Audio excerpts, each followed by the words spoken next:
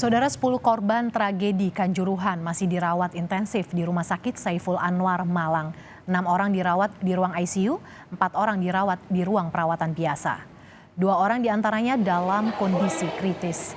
Korban mengalami benturan di bagian kepala dan pendarahan akibat benturan serta syok berkepanjangan.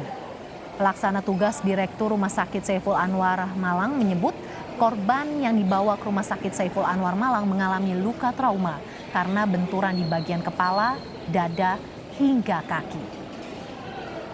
Di merawat pasien di ICU-nya ada 6, kemudian juga di ruang biasa sih tinggal 4 ya.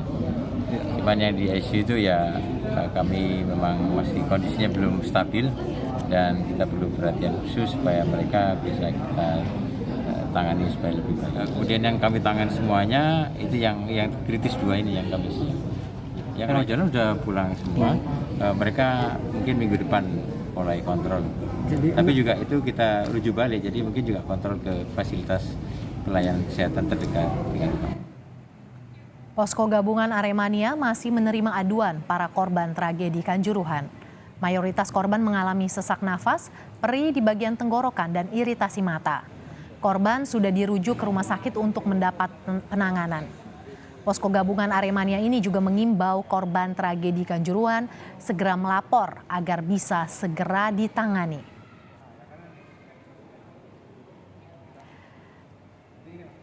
Lebih lengkap soal penanganan para korban tragedi Kanjuruhan akan disampaikan jurnalis Kompas TV, Dedi Prasetyo di Posko Gabungan Arema. Selamat siang, Dedi. Sampai siang ini apakah masih ada korban yang melapor ke sana dan apa keluhan mereka? Ya, Mercy dan juga saudara, hingga hari ini memang masih ada beberapa keluarga korban atau orang tua korban yang mendatangi posko untuk berkonsultasi dengan relawan yang ada di posko ini untuk keluarga mereka yang menjadi korban dalam tragedi Kanjuruhan. Dalam beberapa hari ini memang posko relawan Gabungan Aremania ini didatangi oleh korban dan keluarga korban yang mengalami gejala susulan pasca tragedi Kanjuruhan. Kebanyakan dari mereka memang mengalami gejala pada pernapasan mereka, mengalami sesak pada dada, iritasi mata, hingga tenggorokan yang terasa perih. Untuk itu, posko melakukan pendataan dan pendampingan untuk memberikan pelayanan kesehatan untuk merujuk mereka ke rumah sakit agar korban bisa mendapatkan perawatan oleh dokter di rumah sakit. Tidak hanya di Kota Malang, posko gabungan ini juga merujuk beberapa korban hingga RSUD Kanjuruhan Kepanjen. Berikut wawancara kami dengan Dadang, salah satu relawan yang ada di posko gabungan Aremania ini. Di kita sementara ini ya untuk korban meninggal yang terdaftar dan sudah kita cek kebenarannya itu 131. Terus untuk yang korban luka-luka baik itu berat belum kita spesifikkan ya. Untuk yang berat berapa atau yang ringan berapa. Untuk kita globalnya totalnya masih 80 orang. Kebanyakan itu seperti sesak napas, Mas. Masih sakit di dadanya, masih sesak buat nafas. Terus ini tenggorokannya masih kayak berasa perih. Selain keluhan pada fisik para korban, juga terdapat korban yang mengalami trauma secara psikis.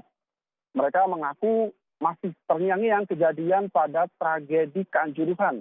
Mereka merasakan bahwa tragedi yang kemarin cukup mengerikan, berdesakan, gas air mata hingga banyaknya korban jiwa membuat para korban ini merasa trauma dan harus mendapatkan pendampingan.